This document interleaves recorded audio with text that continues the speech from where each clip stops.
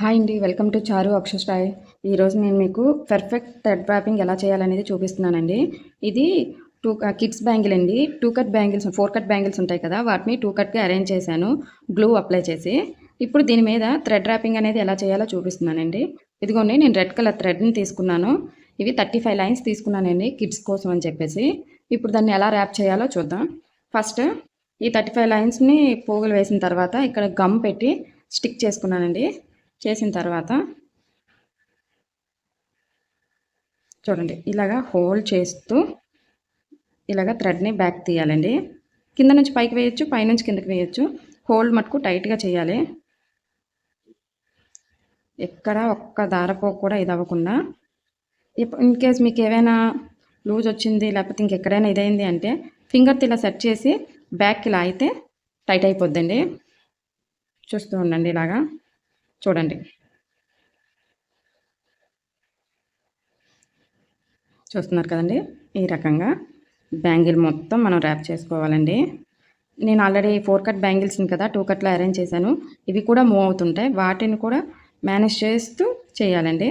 In case ఎప్పుడైనా మన దగ్గర బ్యాంగిల్స్ అవి 2 కట్ లేవు అంటే మన దగ్గర ఉన్న 4 కట్ని 2 కట్లా అరేంజ్ చేసుకొని మనం ర్యాప్ చేసుకొని మనకి నచ్చిన డిజైన్తోన మేక్ చేసుకోవచ్చు. చూస్తున్నారు కదండి, ఇట్లా ప్రతిసారి కూడా ఇట్లా అనుకోవాలండి.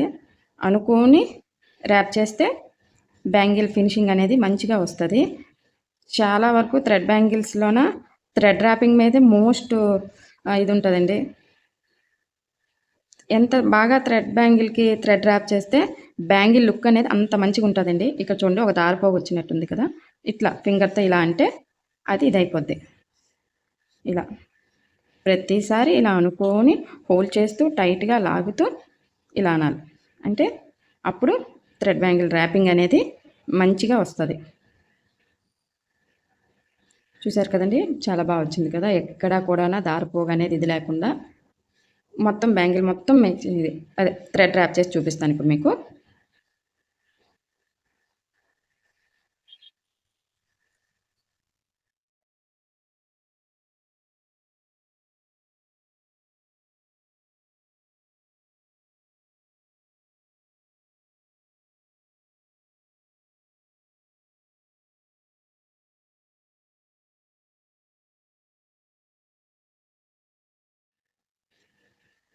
చూడండి, ఫైనల్కి వచ్చేసింది. ఇది ఈ రకంగా ఇక్కడ థ్రెడ్స్ ఏవైనా ఎక్స్ట్రా ఉన్నా లేకపోతే తక్కువ ఉన్నా అడ్జస్ట్ చేసుకొని అన్నిటినీ సపరేట్ చేస్తూ కట్ చేసుకోవాలండి. ఈ లెంత్లో కట్ చేసుకోవాలి.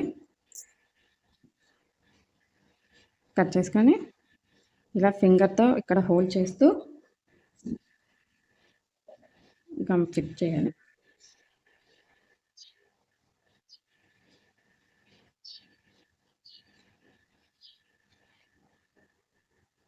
చూసారు కదండి, పర్ఫెక్ట్గా ర్యాపింగ్ వచ్చింది కదా.